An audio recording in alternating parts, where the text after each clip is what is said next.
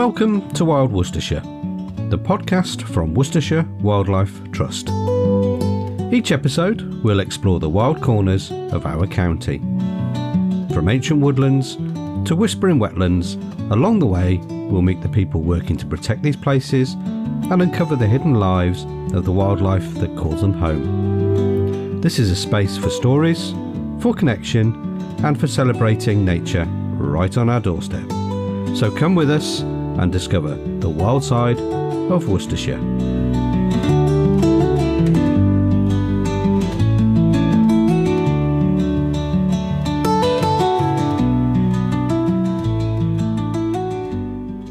Hello and welcome back to the Wild Worcestershire podcast from the Worcestershire Wildlife Trust, a place where we step outside and explore the landscapes that make this county such a special place to call home.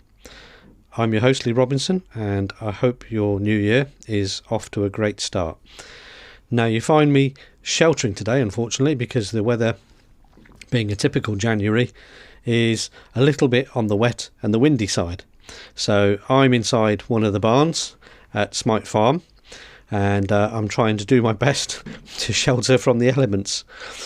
Now, January is always feels like a chance to reset. When you look at nature, you'll see bare branches, quiet fields, but there's always a sort of sense of something, a new beginning in the air.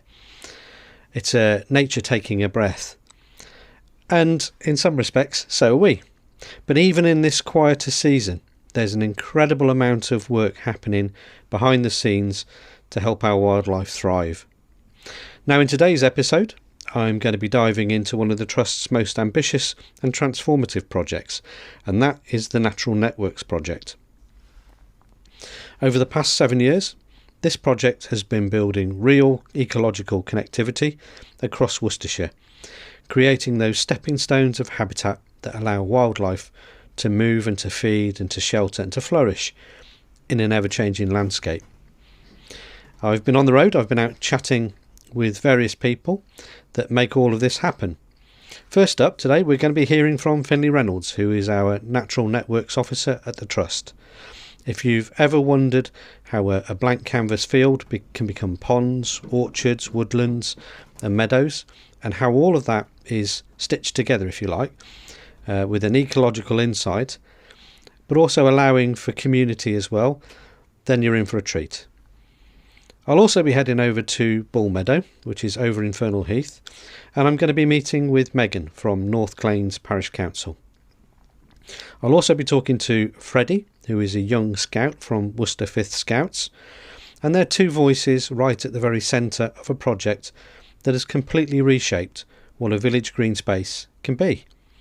So grab a warm drink, settle in, and let's start our year by exploring what can be achieved when expert ecology meets local passion. My name is Fernhill Reynolds, and I'm a Natural Networks Officer here at the Worcestershire Wildlife Trust. Okay, and what is your role with Worcestershire Wildlife Trust? I work for the Natural Networks project, so that's a project that's been going for about 7 years now. It's in collaboration with the Worcestershire County Council, funded through the UK Government Shared Prosperity Fund and distributed via Worcestershire's district councils. But as I said, it's a project that's been going for 7 years, surveying and giving advice to third spaces, public green spaces. And over those 7 years, we've surveyed nearly 330 sites, and that's resulted in over 170 hectares of land being enhanced for wildlife. Wow, so that it really does make a big difference. Absolutely. That's a huge area. It is. Okay. So what kinds of things can the programme help communities or small organisations do on their land to make it better for nature?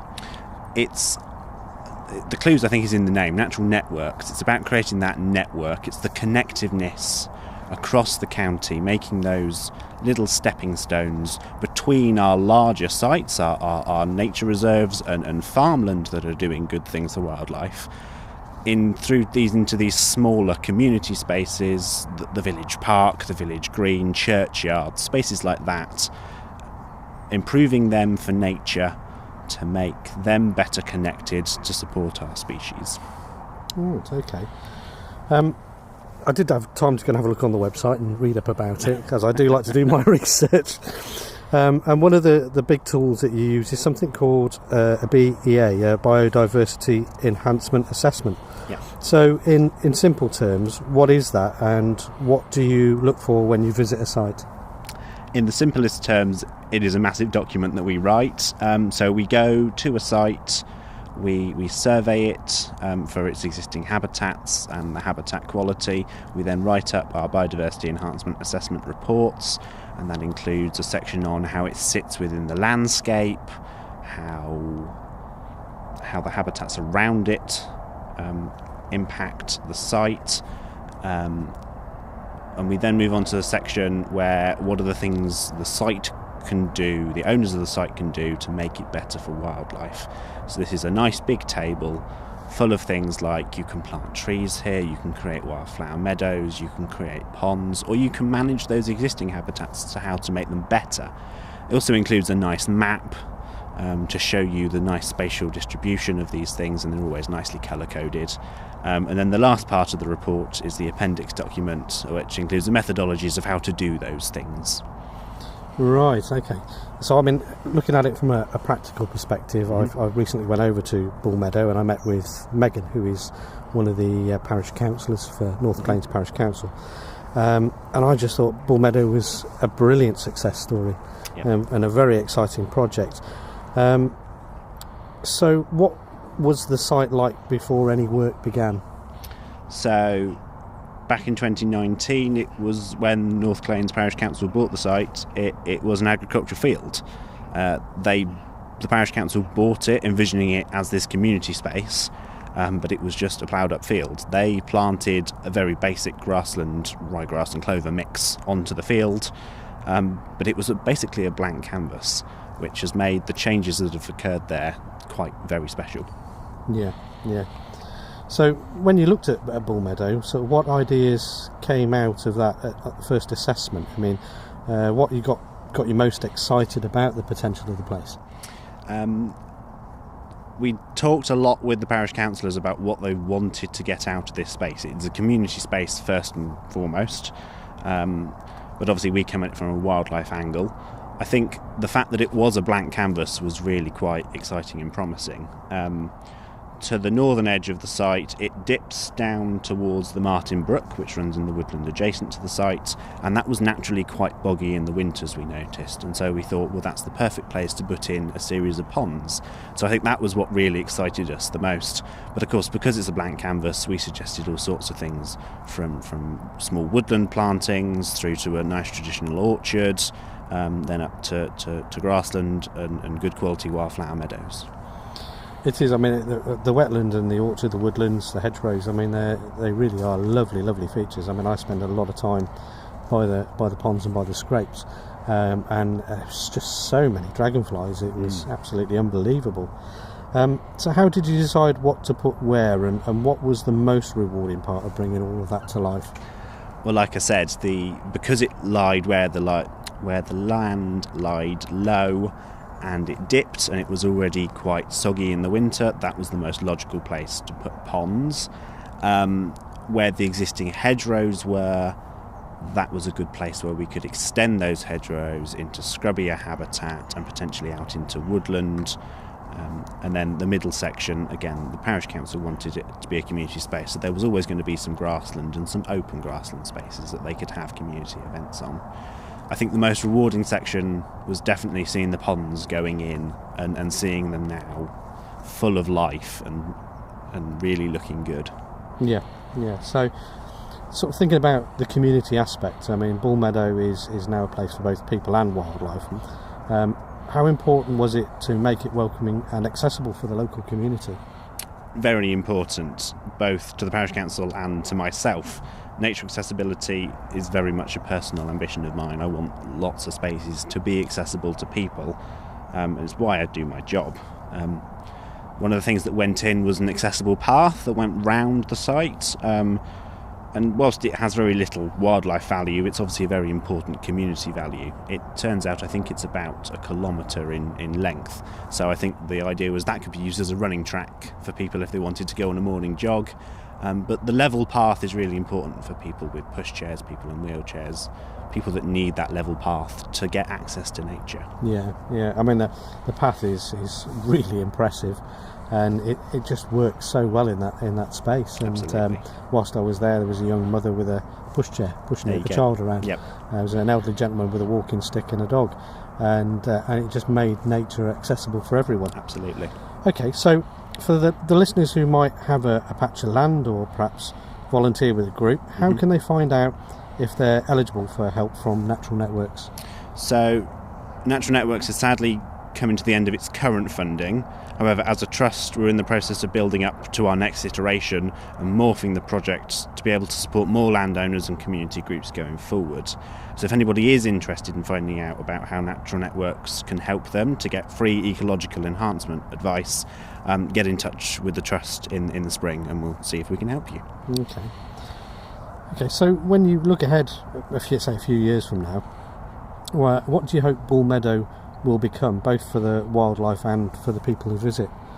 Obviously, as a green public space, it is always changing, and the needs of the people are always changing. But hopefully, it'll start to develop. The trees and the hedgerows that have been planted should get bigger and mature. The ponds should start to really support lots of life going forwards. And the grassland, if that's managed correctly, should be really species rich going forwards. And I hope that the visitors will continue to value and respect the site, allowing it to be a haven for wildlife as well as a community space. Right. So basically, in essence, then Natural Networks is like the first port of call, if you like. It's the first step on the road. Yes. To creating these habitats, and then so with the case with Bull Meadow, once your job is done, you then hand over to Wild Worcestershire? Yes, absolutely.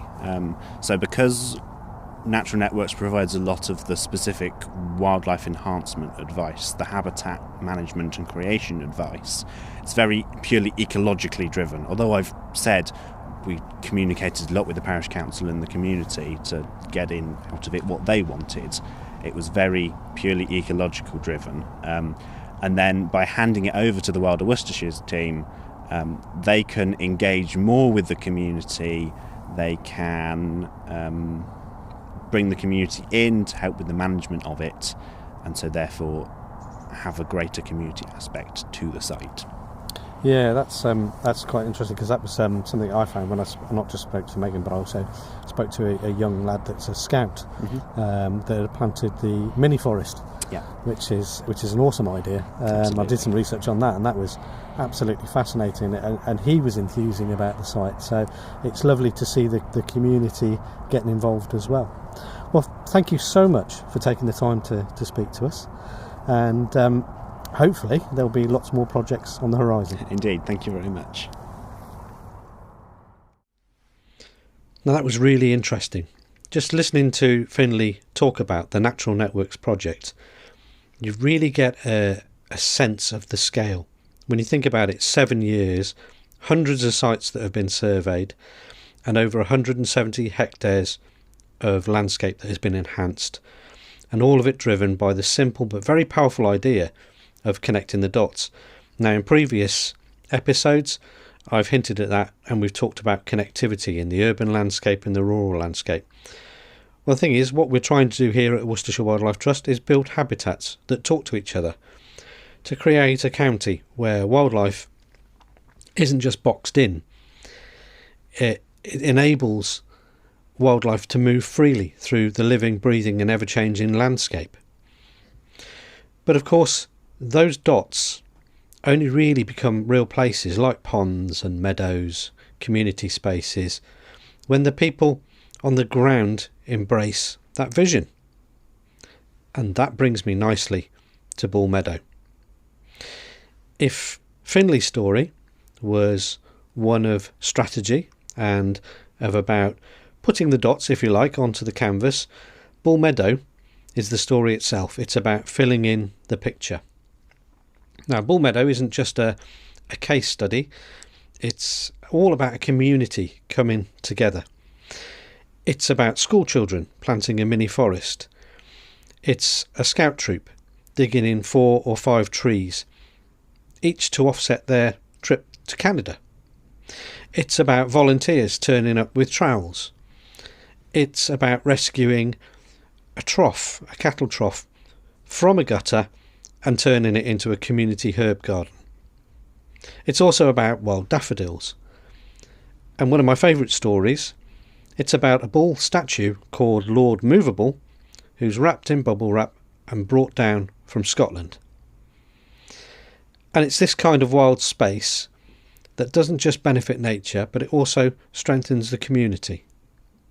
So with that in mind, let's head over to Fernhill Heath and hear from Megan and Freddie, 2 people whose enthusiasm tells you everything you need to know about what Bull Meadow actually means to the community. So I'm standing on it's like a white chalk path that leads through the middle of the park. There's a bench up to my right and I'm looking straight down the field, all the way the full length of the field, and I've got the miniature forest just in front of me, and it's a big grassy meadow, big space, and you can just see the sunlight glinting off the water on the pools just ahead of me, which we'll be walking round to in a moment. Somebody restored the feeding trough for us. Okay. And we put the herbs in so that people, who've got perhaps visual problems can squash a field, and also people can have a bit of the herbs to take home. That's a good idea. For the community. We've got different things. Lemon balm. Yeah, lemon balm. We've got rosemary. I wanted to get. Have you smelt the ginger rosemary? Yes. They do. Yeah. Oh, it's lovely. I've tried to find one where it doesn't cost the earth. Curry plant. Yeah. Doesn't smell very much of that one for some reason. But anyway, they're in there. So sage is at the back there. No, here we've got sage. Sage as well. Oh. Yeah. But one thing about our community is I put it on their Facebook page about it, that we wanted to do it. If anybody would like to, we'll buy the herbs, but it would be £6 each. And everything, we had donations that covered not just the herbs, but the gravel and the soil, the lot. Wow. People are amazing, I tell you, in this village. And the story of the bull is? Oh well, it's Bull Meadow, isn't it? It's Bull Meadow. So, and you say Bull Meadow because the elderly gentleman who lived in the big house behind, who's now sadly died. I went to see him because when we first bought this in 2019, the parish council, I wanted to make sure that they knew what was happening. That because it's going to be a housing estate, it's going to be this, it's going to be that. No, it's not. And I went to see him and I said, one of the things we've got to do is we've got to find a name for this field, because it was just known as Land Off Sandy Way. Right. And he said, well, why don't you go back to what it was always called? I said, well, what was that? And he said, in the 1700s, this was Bull Meadow, and it was divided up into lots, and the Bishop of Worcester had something to do with it and everything else. And that was perfect. So if you've got a Bull Meadow, what do you get? A bull. And you say so he came down from Scotland. Yeah. It's a well-travelled bull. He came down wrapped up in bubble wrap and things, and came down from up there, and he's our bull. And he's Lord Movable, because I went on to BBC Hereford and Worcester and asked for suggestions, and he does move. Sometimes we've had him somewhere else. At the moment he's going to stay here, I think. So they suggested, why not Lord Movable? So that's who he is. It's brilliant. So that's the history of him. That feeding trough we found in the gutter somewhere over there, and it was all misshapen, so somebody's gone and battered it back for us. Got a good job on that, straightening it up. Yeah. And we've planted all this lot that's here to give a buffer for the neighbours behind, who were quite vocal. Hedgerow. Just mixed hedgerow. Yeah. There's all sorts. And you can see there's an oak there. It's just a mixture. Okay. But there's also in here 10,000 bulbs on this grass. We had, again, put it out on Facebook. People arrive with trowels, and if people are coming for a walk and haven't got a trowel, they will soon give them one. We planted 5,000 daffodils and 5,000 native 5,000 snowdrops and 5,000 wild daffodils. Right. All native. Okay. So it's a riot of colour in the spring then? Yes. Oh, the daffodils were beautiful. Right along here, whole swathe of them. They were just gorgeous. And then this is what Worcestershire Wildlife Trust have helped us with. Julie got in touch and said, would we be interested in this tiny forest? And at first I thought, what's that? I don't want it full of trees, the whole field. And she said, no. And she told me about it in that Japanese method, etc. So we've got an odd job man. He came and dug it all out.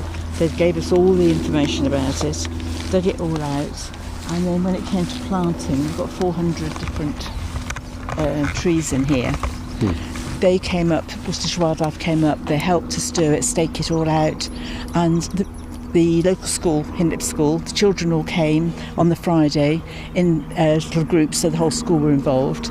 And then on the Saturday we had people from the village, and it was just absolutely fantastic. Everybody just came and we're part of it, because it's part of history, isn't it? We're the makers of history, and tomorrow's generation of the keepers of it.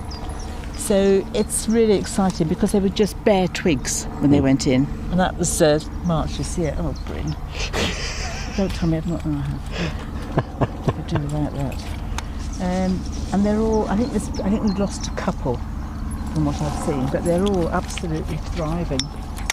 And it's going to be beautiful. And they were telling me in about 4 years' time they should be up here. Wow. And it'll be survival of the fittest of them. But it would help improve the biodiversity and the air quality.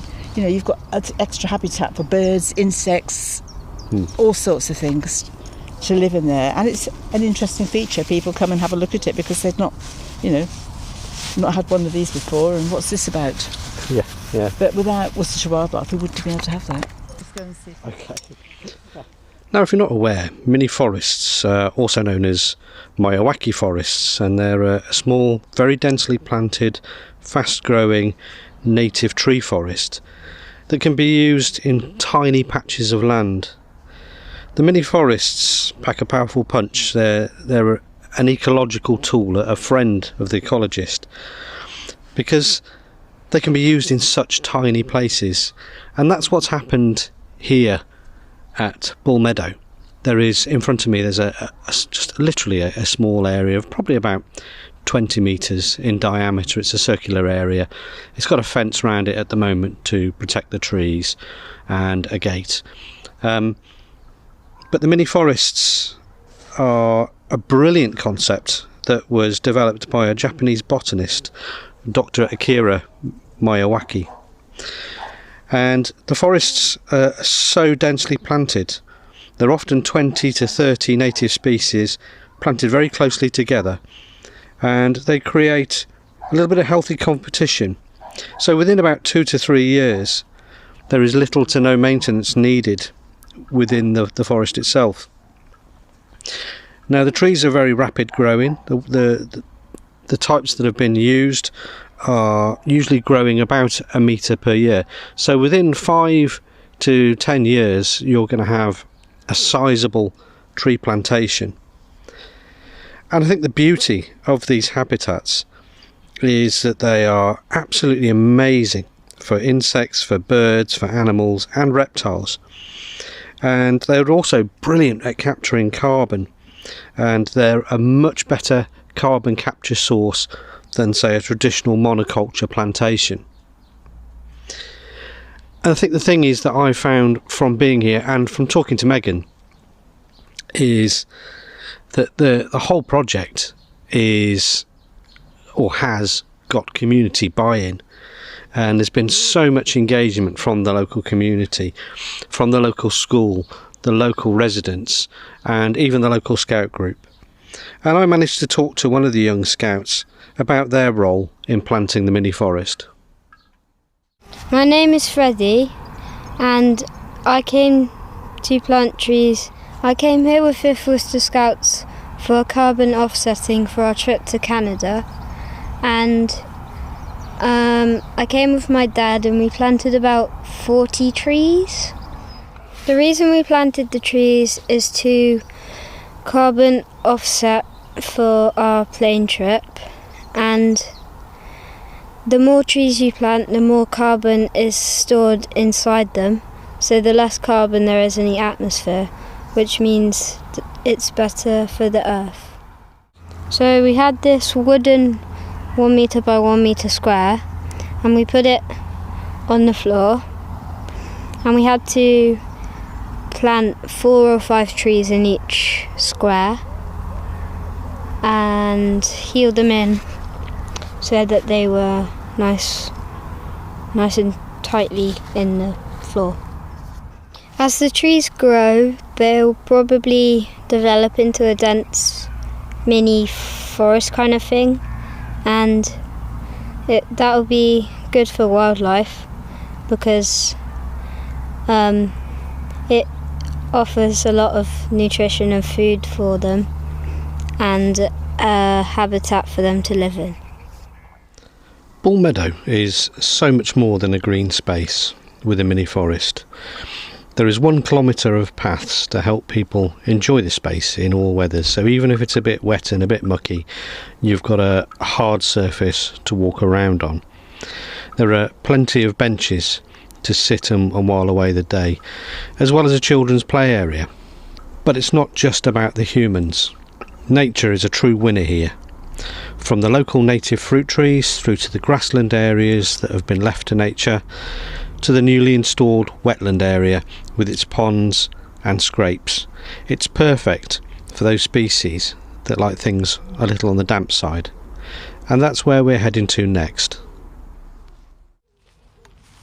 So the ponds that are coming up then have been recently installed? They were installed in about 21, I think it was, end of 2021, probably. Yeah, be the end of 2021. They were done, and we've got in there now, we've got a camera which again Connor from Worcestershire Wildlife has done for us. He's put that in and has advised us about the bulrushes and various things, and I just wish we had them full time with us. We're now coming up to where the scrapes we've got. I mean, at the moment everything is overgrown. Obviously at this time of year it's difficult to cut things back, but we're leaving this as it is because again of the different sort of birds and insects that want this land. You've got mallow there, haven't you? So, sorry? You've got mallow there. Yeah. Got quite a few grasses. Yep. Clover and you've got the rushes. Pieces. The bulrushes unfortunately have taken over. We need to get more out than we've got out, I think. These are scrapes on the side. Right. So that one there's a scrape, and then we've got the main pond up here. The pond unfortunately is not filled as we wanted it. It was meant to be much bigger than this, and again the bulrushes seem to be thriving in it, so we're going to have a good workout. But we've asked Connor if he will please advise us and help us about the front of this pond. It should all have been done and planted with sort of marginal plants, but we don't know what to put in. None of us have had any experience of this. It was sort of one of those phone calls, have we got X number of thousands of pounds? And the phone went down and then she phoned me back again and what's that for? And then, what the heck do we do next? So they're basically the consultants for you then to point you in the right direction. Yeah. And Connor's been in there with one of our volunteers, it's a chap from church actually, who was interested, and they both donned wetsuits, went in there and started cutting. And again, without Connor's help, we wouldn't have known how to cut them back and do it. As I say, at the moment it does look a mess, but this will all be done properly. It's time, this is a problem. It was a 30-year project really, and we've brought that down by many years. But it's sort of, if you like, it's my love and everything else here. There's more hens over there. I've just seen her behind the reed. Yeah. And we've had ducks in here. We had ducklings last year. But I just want to see it done before I die, if you like. Dragonfly over there. Just gone in. Yeah. Last year there were loads of them. I was trying to take a good photograph, couldn't get one. The camera is over there, and the feeder, but that needs topping up again. And that's sort of unfortunately the first few weeks it didn't actually record, so they've kind of come up and done another one, and I'm waiting to see what we're actually getting in there. Yeah. Just to see. Well, certainly got more hens, haven't you? Yes. And I said there was, in fact, the moorhen, I can see her over there. She's just over there. Yeah. See her just over there's another one I can see. It's just gone past. It's going up to where the bird feeder is. I just saw it a moment ago. And have you got newts in here at all? Do you know? I don't know. I know we've got frogs. Yeah. Because they've been seen. And I think that's a moth that's just gone across there. I don't think it's a butterfly, it's a moth. No, it's a moth. Yeah. We get quite a good variety. So they've just gone past. Saw it. Trouble is, they go so fast. So if you just stand still there, I'll just take a photograph of you. But it's lined with a impregnated clay liner, which came like a massive big toilet roll. Yeah. And it's filled by gravity. Yeah. And rainfall. But so it's quite low at the moment, isn't it? It's very low. Yeah. Yes, it normally is much further up here. So that's another couple of feet on top of what you've already got in there, isn't it? Yeah. So obviously filling it is a bit of a challenge then. Well, we haven't got any way of doing that at the moment. No. And I don't think the fire brigade do things like that anymore. No. Plus the fact it wouldn't be rainwater. It's going to be chlorinated, which would change the whole ethos of it. It needs to be fresh, doesn't it? Yeah. So there's no actual stream that's feeding this at all then? No. But you say there's the stream is the other side of the trees here. I'm just wondering if you could perhaps... Martin Brook. It's not much water in that either. No, it's been very dry, isn't it? It's Martin Brook, and it goes into the Sow Warp and then obviously into the Severn eventually. Yeah. That's the environment here. It's so many dragonflies. Once you get your eye in, you can see them all. Yeah. There was an area the first year right down the bottom before we got any of this, and we called it Dragonfly Corner, and they were huge. They were just hundreds of them. Yeah. It's in this area.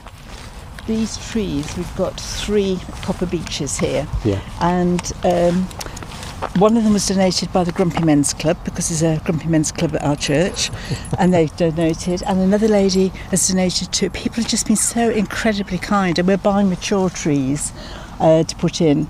And we've already got another 5 promised for the autumn, and we're going to put another couple of copper beeches because they're going to make a lovely show in the autumn. But we've also got some oaks in, we've got horse chestnut, all been donated. Wow. And raised, by money in the village. The same with all the benches. It's been raised because we do a pop-up cafe, and all the proceeds from that go to it. And people are very generous. And then we've planted 30-something trees, orchard trees down here. And you say these are... So they're all local varieties? As much as we can get, There's a pitmast and something. They've all got, hopefully, names that relate to areas around here. This year last year we left the whole thing to just grow, sort of for insects and everything, but this year we've done a path through and round it. Yeah. There is a public footpath that goes through. Where's the corner of it? I've lost it now. Looks like it's got overgrown. Where's the kissing goat? Yeah. Got to take its time. Now you can't see it at all, but we have got bark around all the trees and things that have been planted on these bunds. Yeah. And this was all the soil from the ponds, was it? Yes. Little scrapes? Yeah. And the ponds and the path. Right. Yeah. And the bark will be breaking down, and that will be adding nutrients, which is why it's just... We've had some piles delivered, which has been really kind of from local tree surgeon and somebody else, and it's just been great to put a plea out on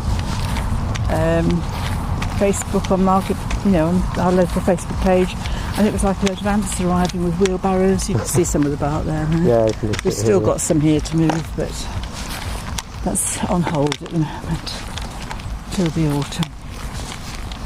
Yeah, it's you can see it's quite a... We can see where you haven't got it, and then you've got all that growth. But then there's a lot of life in there, so... Yeah.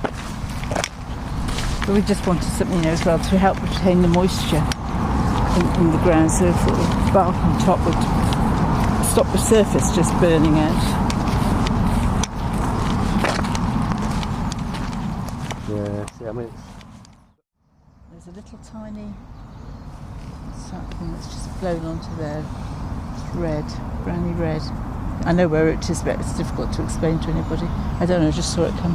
But there's all sorts of things up here, and they bring the school children over, which is lovely, so they can, because a lot of kids have never been running around a field. Yeah. And as they start to see the dragonflies and everything else, it captures the kids' imagination. Yeah, absolutely. Yeah. The thing is, it's such a beautiful space. But we try and get children, because obesity is a huge problem. But to get children down here, and then they can run around the path and hide. And we had one man who said it's literally saved his life. He was verging on type 2 diabetes. He has now lost 6 stone by walking around here. Wow. And he couldn't obviously get round the field to start with. And it's amazing. And obviously his risk of diabetes is now disappeared. Yeah. Which is brilliant. But when you look at some of the children these days, this gate here, we had it restored by a local blacksmith. He thought it was made in about the 1830s and would have been made in the village in the forge. Yeah. So it was worth restoring and having. And he said there's very few of them like that around in the country, in the county now. Yeah. But we're hoping, because again that's through the Wildlife Trust, is to get a bat watch. Yeah. Later on in the year, obviously, in an evening, which would be great, because we've got the lights, the red lights down this end of the village. Yeah. Because there are so many bats. Yeah. Yeah. Oh, that's amazing. It's beautiful. It is gorgeous. So you've got the one main pond here and then 2 scrapes. A scrape there and another scrape up here. Scrape over there as well. Yeah. But this is the only one that's lined, is it, or are they all lined? Yes. Yeah. Oh, it's beautiful. There's 2 dragonflies just dancing in front of us. They've just come across the top of the bulrushes, and they've just literally spiralling, spinning. Yeah. It's just wonderful to see, isn't it? It's actually when there was mayflies as well earlier. Yes, yeah. Got a lot of those around. Yeah, it's a lovely habitat, and the birds singing as well. Yeah. I mean, we're lucky that those trees are behind us. There's no doubt that Megan, the local community and the parish council have worked tirelessly to create a wonderful green space that's packed with a variety of habitats. The work is of course ongoing, and with the help of Connor and Julie from the Trust, things are moving in the right direction. And it's well worth a visit, so if you'd like to pop along and have a look for yourself, Meadow can be found at the side of the A38 at the northern end of Fernhill Heath village. It's a great little space. It's a lovely space to spend time and quietly watch nature doing its thing. And that brings us to the end of our very first episode of Wild Worcestershire in 2026. What I love about Meadow and about the Natural Networks project as a whole is the reminder that nature recovery isn't just about scale, it's about people. It's about a parish council asking, how can we do better with a precious community resource? It's about volunteers giving up their time. And it's also about young voices like Freddie understanding and learning about carbon capture. And it's also about expert support from the Trust, helping communities turn good intentions into thriving habitats. Now, as we start a new year, full of resolutions and fresh thinking, maybe there's something in that for all of us. That idea that small actions, taken on a local basis, can ripple outwards and make a real difference. Thank you for joining me today. As always, you can find out more about all the projects we've talked about over on the Worcestershire Wildlife Trust website. Now, coming up in our next episode, we're staying firmly within the Trust, but we're going to shift the spotlight. I'm going to be out talking to the trainees at Worcestershire Wildlife Trust. We'll be finding out about what they gain from the training programme, what their days look like, and why spending time with the Trust can be genuinely life-changing. So until next time, do look after yourselves, and look after the wild places, and I will see you on the next one. From me, goodbye.